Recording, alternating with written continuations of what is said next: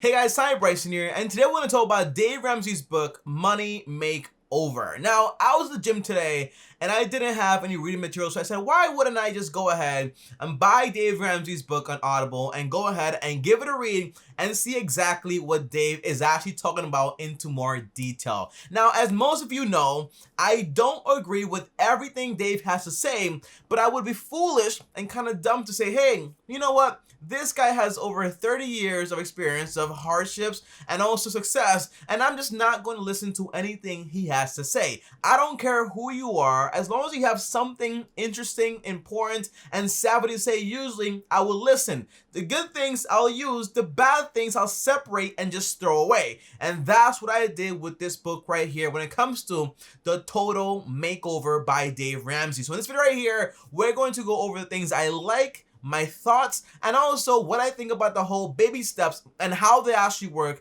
and if it's actually worth actually doing it, okay? Now, if you guys are new here, I post videos every single day on YouTube, so make sure to also subscribe and hit the bell so you're notified. On top of that, also destroy the like button. And by the way, if you want to get Dave Ramsey's book, I have a link down to Audible. When you sign up, you get 2 free books, and even if you cancel, you can still keep those 2 free books. You can't lose, and you won't go into debt either, so go ahead and grab those books right now. Link down below. Now guys, let's go into the story of Dave Ramsey, the legend of Dave Ramsey, and also his book and how everything actually comes together and what his thoughts and opinions are when it comes to money and also finances, okay? And also, more importantly, debt, because we all know that Dave Ramsey is very adamant about not having any debt whatsoever. But the key idea is this, guys, okay? As we know, the reason Dave Ramsey is the way he is because basically in his 20s, he made a lot of money, but he also lost it all because basically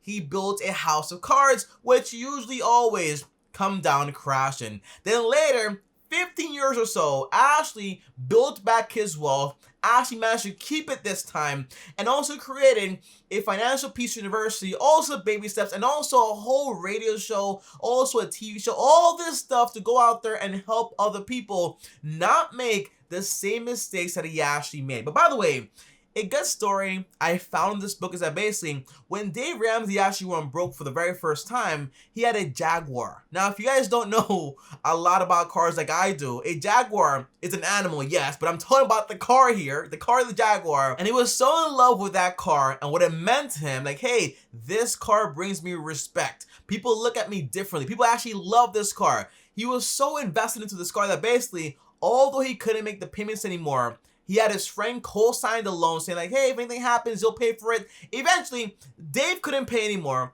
His friend kept paying, but then one day said, hey, Dave, enough. I can't pay this any longer. And then Dave went ahead and said, no, you're being selfish. And then the bank went ahead and took the car back from Dave, okay? And that's why I also think he's not a big fan of co-signing anything for anybody either. Now, let's get into the book and also what I thought about it. Now, in the book, the core idea is pretty simple. What he wants to do is tell you everything you think you know about money, about debt, about investing, and then tell you the truth and how everything actually works and the truth about it. Because if you guys don't know, in America, there is a lot of marketing. Whenever you turn on the TV, watch a YouTube video, someone is constantly trying to sell you something. And the best way to have someone buy something is basically saying, hey, it's okay. If you don't have the money right now, you can go ahead and pay us with a credit card or borrowing money for a loan, whatever you want to do. But the point is, you can buy anything virtually in America by just borrowing money and then paying it over time. And Dave basically says, hey, that's not the way things are supposed to be. And that's why he created the entire baby steps, okay? Now, let's go into detail about what these baby steps are and how they actually work. And by the way, guys, okay, these baby steps are not baby steps. They're basically very giant steps because although it sounds like, hey, very simple stuff, there's only 7 of them, 7 steps right here. The answer is they're not simple. They're not easy. It's going to be for people that are mentally strong and are willing to put away a lot today to then later on enjoy what they actually have, okay? By the way, I have a little quote back here by Muhammad Ali that basically says, suffer now, but don't quit, and then live tomorrow as a champion. And that's the whole idea, okay? You have to live today like no one else wants to, so then tomorrow you can live like nobody else can. And that's the cool thing about the baby steps and also the strategy when it comes to Dave Ramsey's plan. Now, let's get into these baby steps and let's go over them and see exactly what I agree with and what I don't agree with. The first step is this, okay?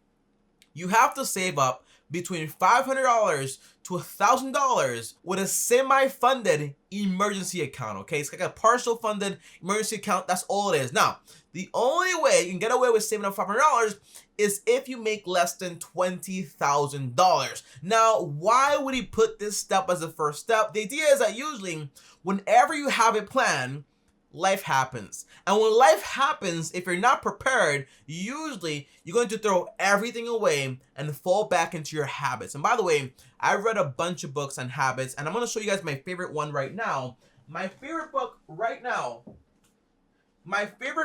when it comes to habits right now is this one right here. You can't see the name, but right here it is. It's called Atomic Habits by James Clear. This book right here changes your whole perspective on habits. And by the way, it's very true. Whenever you're under stress or things are going wrong in your life, usually you default back to your core habits of saying like, hey, it's fine. I'll go back to debt and credit card, and then later on, I'll figure out whatever it is that Dave Ramsey wants me to do. So the point is, you want to have this $500 to $1,000 a year just in case something happens, and that way you can actually go ahead, okay, use that money, boom, that's good to go. Let me go back to my plan. But once, okay, if you do use that $500,000, you have to refund it back to what it was to then follow through with step 2. Now, step 2, baby step here, okay? Now, this baby step is a giant step and probably the hardest step on this entire program, okay? And by the way, whenever I see someone on YouTube saying, hey, Dave Ramsey's plan did not work for me.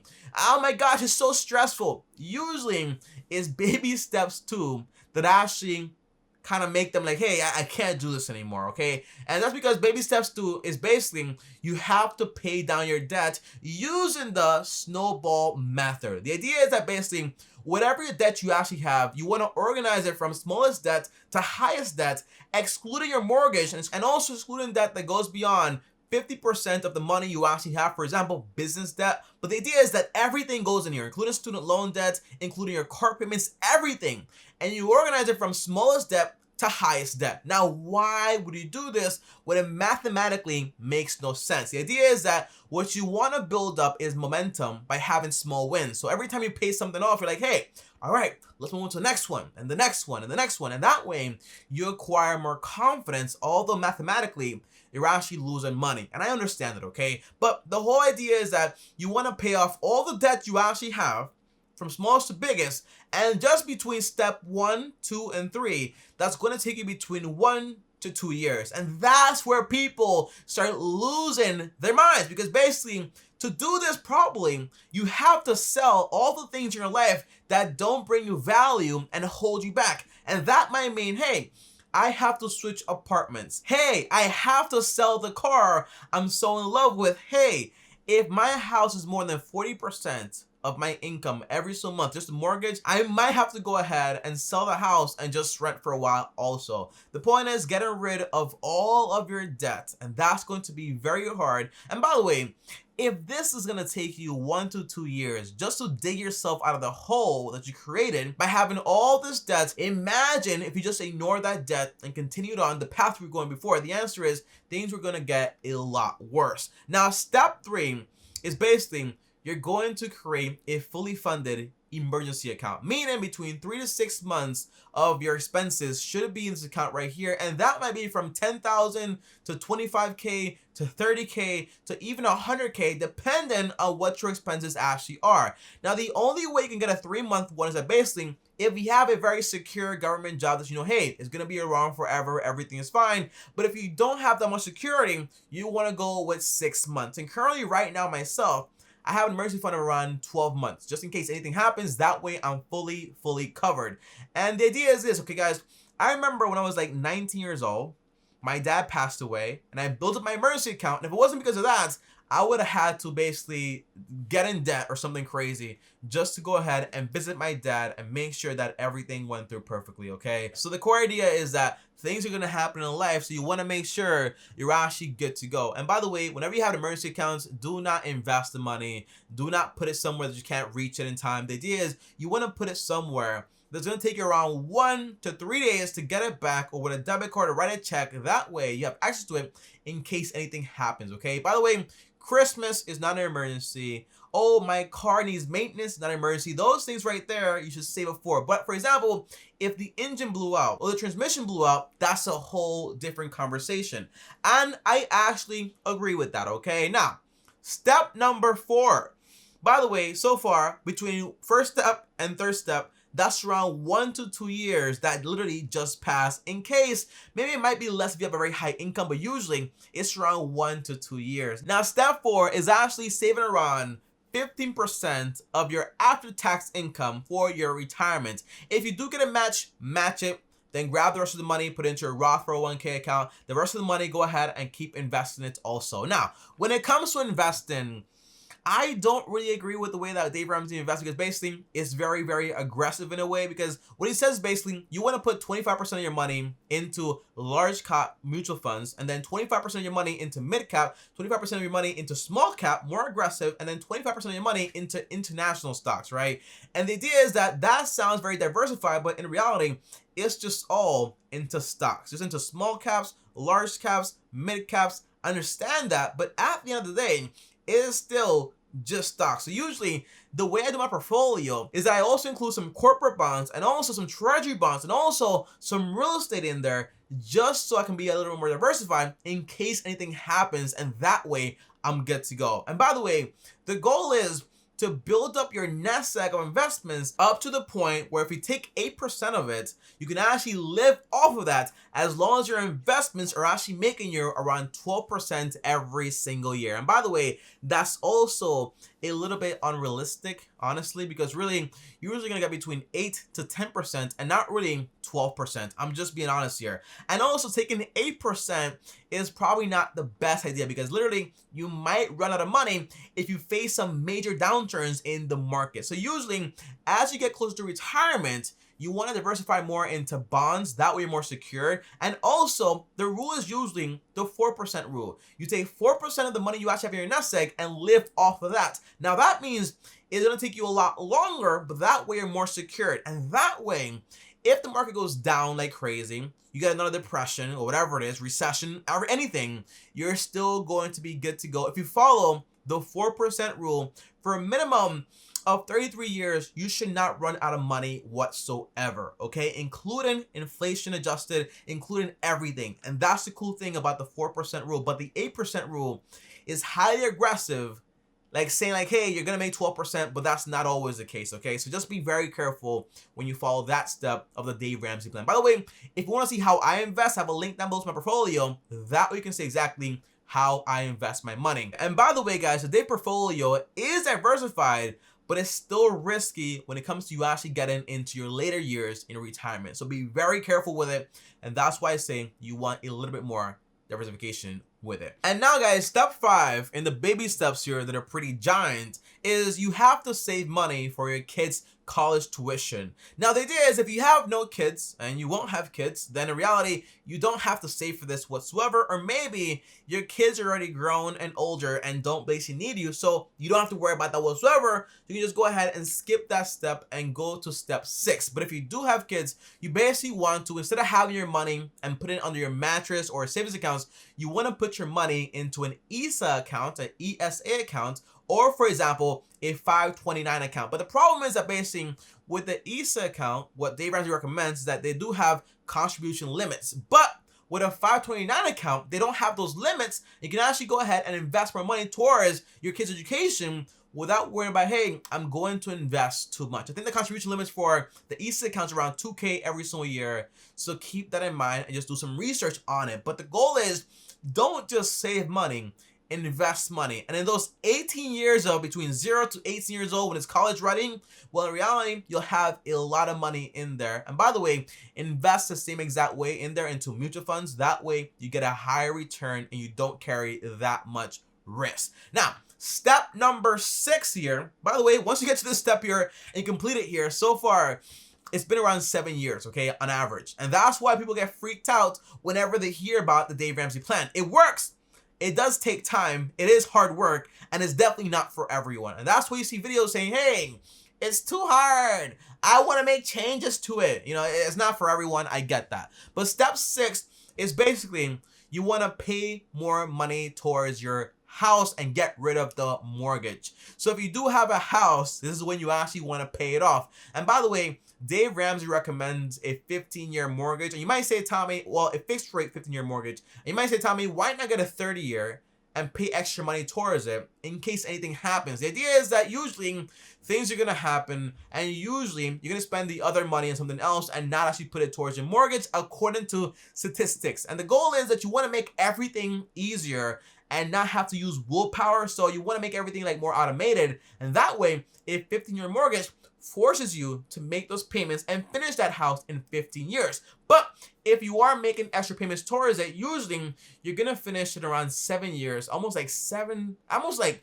8 years earlier. That's how cool the baby steps actually are. Now, once you've done that, so far, you have no debt, your kids are taken care of, and now you have a home that's actually yours and no payments on it. So basically, you're free to go ahead and do step 7, and that's basically go out there and invest more money and use money for what it's actually for. In this case, 3 things Dave talks about when it comes to money. And that's basically is that money is for 3 things, good for 3 things. And those 3 things are basically to invest, to have fun, and also to give away. And I also agree with that part of what Dave Ramsey actually says. And by the way, I also agree that having a paid off mortgage is also a good idea. And you might say, Tommy, but you're an accountant and you know about the tax benefits and stuff like that. But the answer is, if I'm sending in $10,000 in interest every single year towards the bank, they're making a ton of money from me.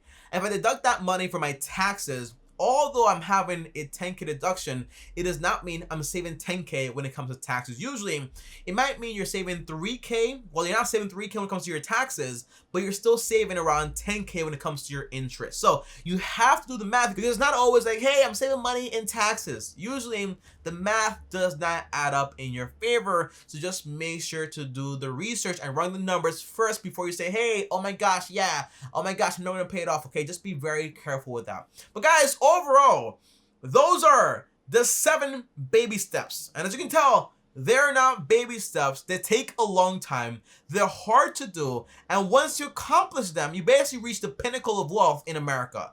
And I won't be surprised if by this point, you're probably a millionaire when you talk about your assets and also the house you actually have now and also your mutual funds. And that is awesome. And you're also debt free. So you're basically in a lot better space than you actually were before. Now, here are my thoughts on this whole plan and also Dave Ramsey's book. Now, the idea is, guys, okay, very simple here. This is very aggressive and it's not for everyone. And it's not like somebody can basically say like, hey, you know what? I'll do this, but I'll tweak this right here. There is no tweaking. It is what it is. You either follow it or you don't. And the point is that the reason Dave Ramsey is so strict is because basically he knows, hey, if you follow this, although it is hard and is a pain in the butt, you are going to be successful and you're going to make it. But Tommy, do you agree with it? The answer is yeah. Dave Ramsey is right about this budget. And the thing is this, guys, okay? When you know about finances and you know about money, you know one thing. There are a lot of different ways to do the exact same thing and achieve the same results that you actually want to achieve. The way I do it, my simple budget, is very similar to Dave Ramsey, but it does give you more flexibility. But the point is that Dave Ramsey's method also works very well, and it is a lot more aggressive. So if you want that aggressive stuff and you want to make it there, you want to be done with it, you're done with that forever, the idea is, yeah, you're good to go. The only thing that I disagree with is basically the credit card thing. And here's why. It's not that, hey, Tommy, you're going to get rich from the points. No, that's not what I'm saying here. I'm just saying, for example, me, myself, I have around 3 credit cards that are actually active. And the way I use them is actually very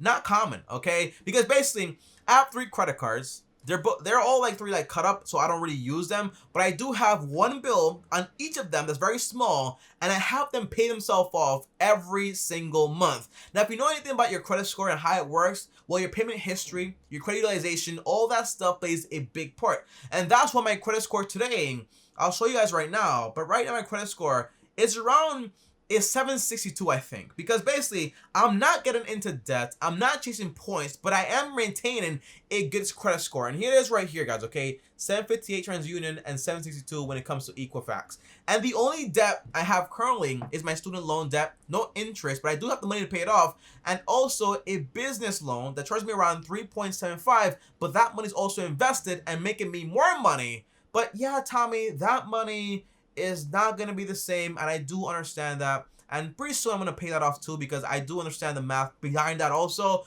But the idea is that when it comes to Dave's plan, it works. When it comes to my plan, it also works. There's a lot of different ways to get to the same results, and you don't have to be like, oh my god, Dave Ramsey or TommyBryson. It's all about what you want and the type of financial freedom you actually want to achieve and when you actually want to achieve it. So overall, I was actually very happy I read this book. It was a great book, a lot of good information in there, and it teaches you a ton if you know nothing about finance. So Dave Ramsey, great work on this book. I loved it, and it's actually going to serve me for inspiration when I write my first book also. But guys, that's about it for this video. And by the way, when I was 19, I lost my job and stuff like that. I was making 60 bucks every single week. I started my budget, and today I make around like between 40 to 45K every single month.